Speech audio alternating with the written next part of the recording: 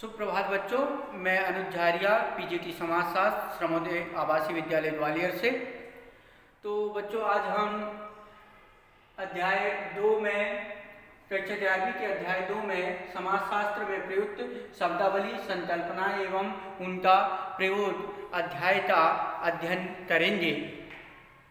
तो बच्चों, जैसा कि आप लोग जानते हैं कि हर एक सब्जेक्ट में, हर एक विषय में कुछ विशेष शब्दावलियाँ होती हैं, विशेष शब्द होते हैं, टर्मोलॉजी होती है, उसका प्रयोग उस सब्जेक्ट पर ही किया जाता है।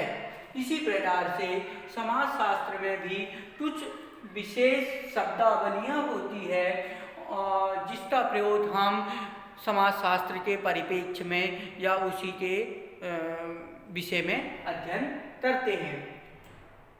तो इसी प्रकार से एक शब्दावली है सामाजिक समूह, जो समाजशास्त्र में प्रयोग किया जाता है, जिसे हमें जानना बहुत आवश्यक होता है। और आज हम उसी के विषय में जानेंगे कि सामाजिक समूह क्या कहलाता है। तो सबसे पहले सामाजिक समूह का अर्थ जानेंगे।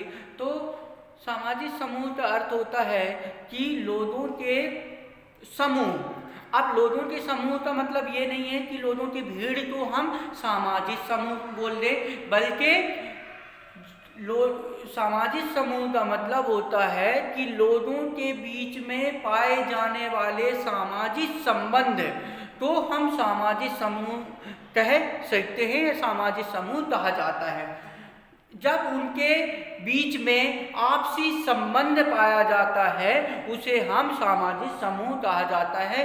किसी भी भीड़ को हम सामाजिक समूह नहीं कह सकते हैं, बल्कि जब तक उनके बीच में एक संबंध नहीं होता है, जब तक हम सामाजिक समूह नहीं कहेंगे।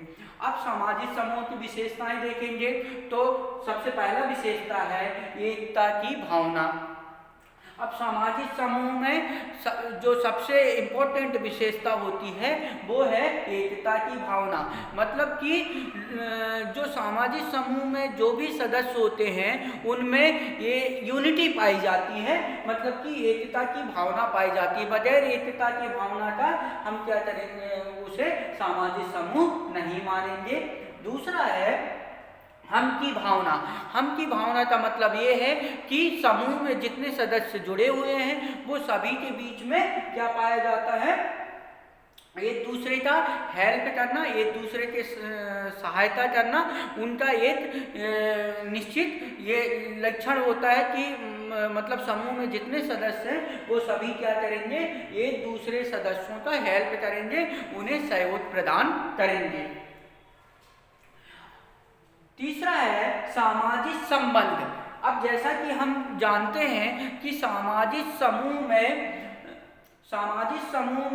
क्या जो सब उसका मीनिंग ये है कि सामाजिक संबंध मतलब कि लोगों के बीच में संबंध निश्चित होता है, संबंध पाया जाता है। मतलब कि कहीं पर भी लोग एक यूनिटी बनाएंगे तो उनके बीच में कुछ ना कुछ संबंध जरूर पाया जाता है। किसी न किसी उद्देश्य के लिए वो समूह होता है और वो उनके बीच में एक निश्चित संबंध होता है। चौथे नंबर का विशेषता है कि सदस्यता। मतलब कि सामाजिक समूह तभी हम कह सकेंगे कि उसमें जितने भी लोग हैं उनमें वो उसके सदस्य होंगे। सामाजिक समूह के सदस्य होना आवश्यक होता है, ठीक है ना। तो इस प्रकार से हम ये चैप्टर आज समझे कि सामाजिक समूह क्या कहलाता है और सामाजिक समूह की विशेषताएं क्या क्या पाई जाती हैं। ठीक है, आगे के क्लास में हम आगे और भी जो भी वो समूह रहेंगे उनके विषय में पढ़ेंगे। तो आज के लिए इतना ही। नमस्कार।